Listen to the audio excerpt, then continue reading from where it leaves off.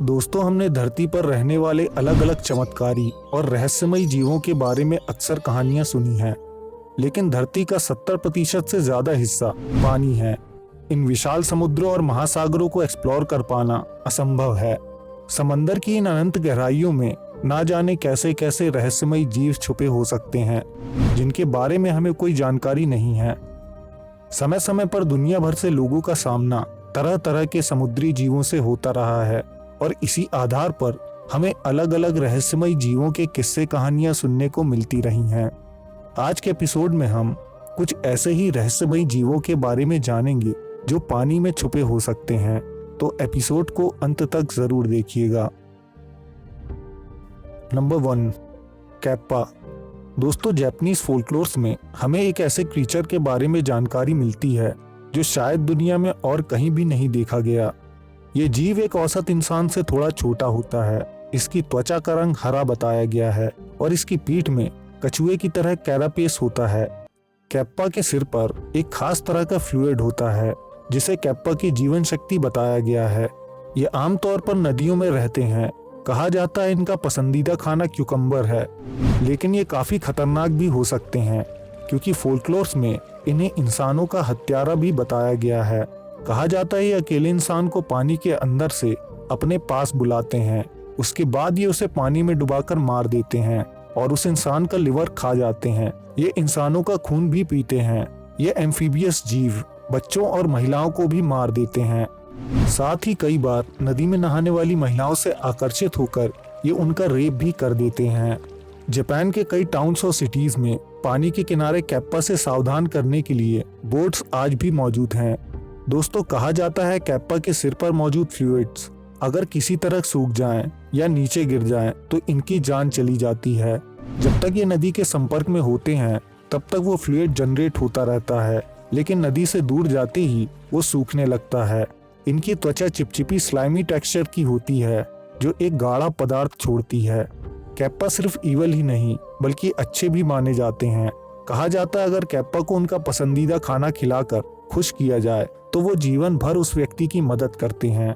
वो किसानों के खेत में सिंचाई करवा सकते हैं, वो लोगों को ताज़ा मछलियां भी पकड़कर दे सकते हैं और किसी बीमार व्यक्ति को हील भी कर सकते हैं। दोस्तों, जापान में कैप्पा के किस्से इतने मशहूर हैं कि वहाँ कुछ ही दिन बिताने वाले व्यक्ति को इस जीव का नाम सुनने तो जरूर मिल जाता है। इनके हजारों की तादाद में किस्से मिलते हैं। हम इनमें से एक साइटिंग के बारे में बात करेंगे। ये किस्सा है जापान के योकोसुका सिटी के पास मौजूद यूएस नेवी बेस का। ईयर 1978। मकोटो और टोशियो नाम के दो कंस्ट्रक्शन वर्कर्स नेवी बेस के पास ही एक सी वेल पर काम कर रहे थे। शिफ्ट खत्म होने के बाद वो दोनों घर जाने लगे। तभी उनकी नजर एक जीव पर पड़ी। मकोटो ने बताया वो नदी से बाहर आया और सरफेस पर ही खड़ा हो गया। वो ना कोई मछली थी और ना ही कोई और जीव। वो कैप्पा ही था जो उन दोनों को वहां खड़े होकर देख रहा था। फिर वो वापस पानी में चला गया। Number 2, Kraken. दोस्तों, स्कैंडिनेवियन फोल्कलोर्स में इस विशाल मॉन्स्टर का जिक्र मिलता है जो समंदर में तबाही मचाता था। नॉर्वे और ग्रीनलैंड के कोस्ट में क्रैकन्स के होने की बातें कही जाती हैं। पुराने समय में जब सेलर्स अपने जहाज लेकर इन इलाकों से समुद्री सफर करते थे तब कभी कभी उनका सामना क्रैकन से होता था। शुरुआत से ही इस जीव के रिटर्न अकाउंट्स मौजूद हैं। लोगों ने इसका आकार इतना विशाल बताया है कि ये जीव किसी बड़े जहाज से लिपटकर उसे तोड़कर समंदर की गहराइयों में ले जाता था। ईयर 1752 में बर्गन के बिशप काफी रेप्यूटेड और रिस्पेक्टेड व्यक्ति थे। उन्होंने समंदर में कई बार इस जायंट क्रीचर को अपनी आंखों से देखा था।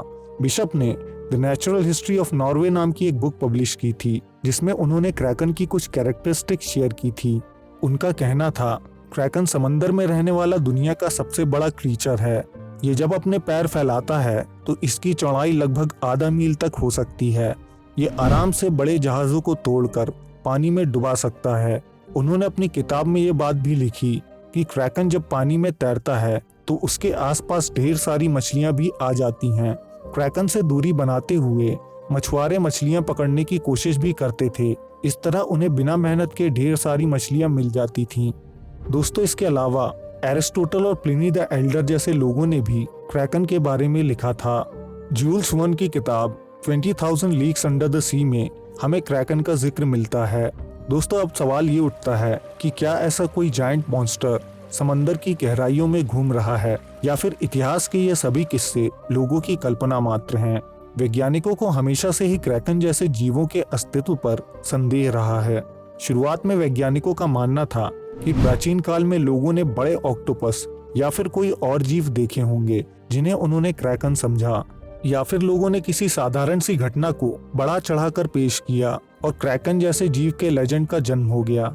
क्रैकन के कैरेक्टरिस्टिक्स को देखें तो विज्ञान की नज़र में स्क्विड ही एक ऐसा जीव है जो उन रिटन अकाउंट्स और फोकटेल्स से मैच करता है, लेकिन स्क्विड्स ज्यादा से ज्यादा 10 या 12 फीट लंबी ही देखी जाती थी।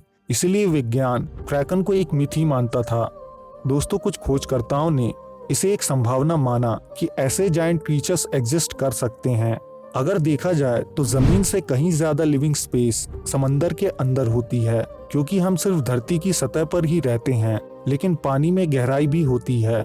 महासागरों में चैलेंजर्स डीप जैसी गहरी जगह भी हैं, जिनकी गहराई 10,000 मीटर से भी ज्यादा होती है। इतनी गहराई में पानी का दबाव इंसानों या पनडुब्बियों के लिए भी सहना असंभव होता है।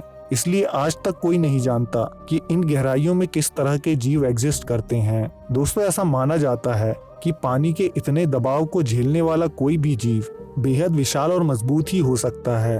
खोजकर्ताओं ने जब विशाल स्क्विड्स की खोज में पानी की गहराई में जाने की कोशिश की, वो लोग जितना डीप जा सकते थे उतनी गहराई में जाने पर उनका सामना एक जायंट स्क्विड से हुआ था। दोस्तों वैज्ञानिकों के अनुसार ये स्क्विड लगभग 43 फीट लंबा था, जो अब तक का देखा गया सबसे बड़ा स्क्विड था।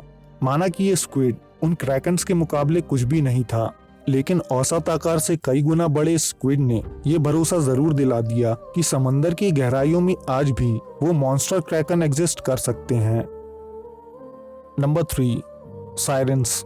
दोस्तों ये इस लिस्ट में मौजूद सबसे आकर्षक और रहस्यमय जीव हैं। सायरेंस ग्रीक माइथोलॉजी में सबसे पहले अपीयर हुई। फोल्कलोर्स में इन्हें आधी मछली और आधी महिला बताया गया है। वैसे तो सायरेंस और मर्मेड्स में कोई अंतर दिखाई नहीं देता, लेकिन इनके स्वभाव में एक बुनियादी अंतर होता है। मर्मेड्स का जिक्र दुनिया भर के फोल्कलोर्स में मिलता है। ये आमतौर पर इंसानों से घबराने वाली होती हैं, जो कई बार काफी फ्रेंडली भी हो सकती हैं। मर्मेड्स और इंसानों की प्रेम कहानियां भी हमेशा से सामने आती रही हैं, और कई बार ऐसे किस्से भी सामने आए हैं जब मर्मेड्स पानी से बाहर आकर इंसानों के साथ अपना जीवन बिता चुकी हैं। वहीं दूसरी ओर सायरेंस को हमेशा ईविल समझा जाता है। सायरेंस की आवाज बहुत ही मधुर और सुरीली बताई गई है। कहा जाता है इन्हें ऐसी धुन आती है जिससे ये आसपास से गुजरने वाले सेलर्स को अपनी ओर आकर्षित कर सकती हैं।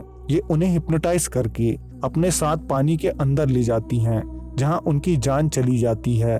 नेपल्स के करीब इटली के वेस्ट कोस्ट पर शुरुआत में 2 सायरेंस देखने के किस्से मिलते हैं।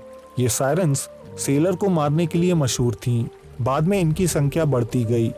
जब शुरुआत में इंसानों का सामना इन जीवों से हुआ, तब उन्हें लगा कि ये कोई दिव्य जीव हैं जो डेमीगॉड्स के बच्चे हैं। दोस्तों ग्रीक स्क्रिप्चर्स में बताया गया है कि कुछ सायरेंस को ग्रीक गॉड डिमीटर ने श्राप भी दिया था, जिसकी वजह से वो आधी बर्ड और आधी महिला बनकर रह गईं।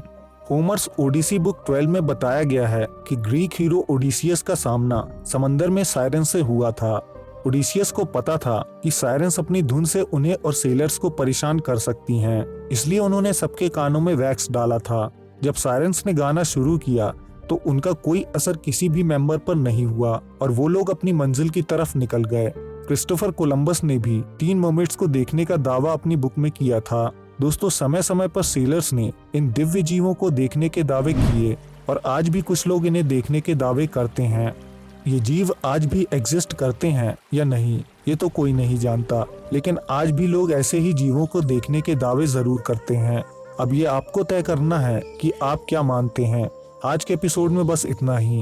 एपिसोड पसंद आया हो तो ज्यादा से ज्यादा लाइक करके हमें सपोर्ट करें, कमेंट में अपनी राय दें, और अगर आप नए हैं तो हमारे चैनल को सब्सक्राइब करके बेल आइकन दबा सकते हैं। हम जल्द आपसे एक नए एपिसोड के साथ मिलेंगे।